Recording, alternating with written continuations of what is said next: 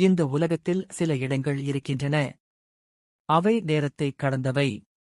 அங்கு போனால் நம்முள் ஏதோ மாறிவிடுகிறது. அந்த மாதிரியான ஒரு தலம்தான் திருப்பராய்த்துறை.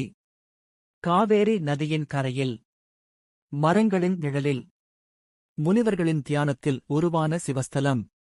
இங்கு அருள்பாலிக்கும் இறைவன் பரமேஸ்வரர். அம்பாள் பொன்னகை நாயகி. இந்த கோயிலின் வரலாறு ஒரு கதை அல்ல, ஒரு அனுபவம். திருப்பராய்த்துறை ஒரு இயற்கை சொர்க்கம். காவேரி மெதுவாக ஓடும்.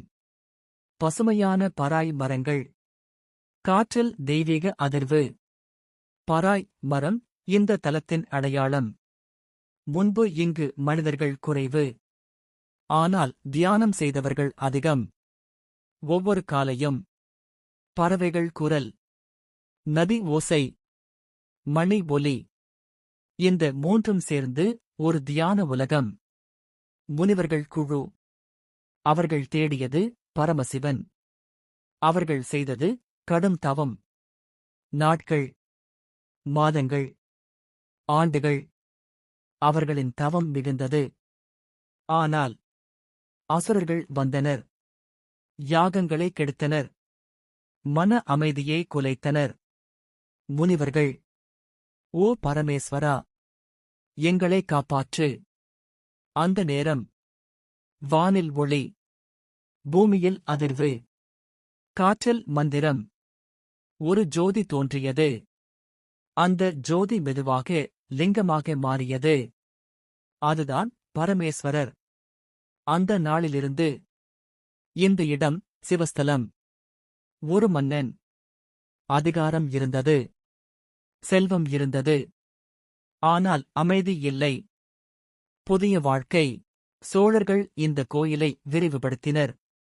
ராஜகோபுரம், மண்டபங்கள், சுவர்களில் சிற்பங்கள். ஒவ்வொரு தூணும் ஒரு கதை, ஒரு தத்துவம். நடராஜர் சிற்பம், லிங்க வடிவங்கள், தேவதைகள். கட்டிடக்கலையில் ஜியோமெட்ரி பிரிசிஷன். ஒலி பிரதிபலிப்பு, காற்றோட்டம். இது ஒரு சாதாரண கட்டிடம் அல்ல, ஒரு அறிவியல் அற்புதம்.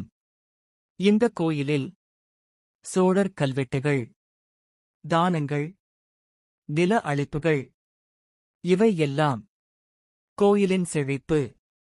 பக்தி மரபு, அரசர்களின் ஆதரவு. திருப்பராய்த்துறை சாதாரண சிவன் கோயில் அல்ல. இது தேவார பாடல் பெற்ற புனித ஸ்தலம். திருஞான சம்பந்தரும் திருநாவுக்கரசரும் இந்த தலத்தின் மகிமையை உணர்ந்து சிவனை புகழ்ந்து பாடியுள்ளனர். காவேரி தாய்நதி. புனித நீராடல், தீர்த்தவாரி, ஆன்ம சுத்திகரிப்பு. ஒருமுறை இங்கு நீராடினால் பாவம் கழியும் நம்பிக்கை. மகாசிவராத்திரி முழு இரவு விழிப்பு. பிரதோஷம் நந்தி வழிபாடு. தேர் திருவிழா பக்தர்களின் திரள். சித்தர்கள் தியானம் செய்த தலம். இன்னும் அவர்களின் சக்தி இருக்கிறது.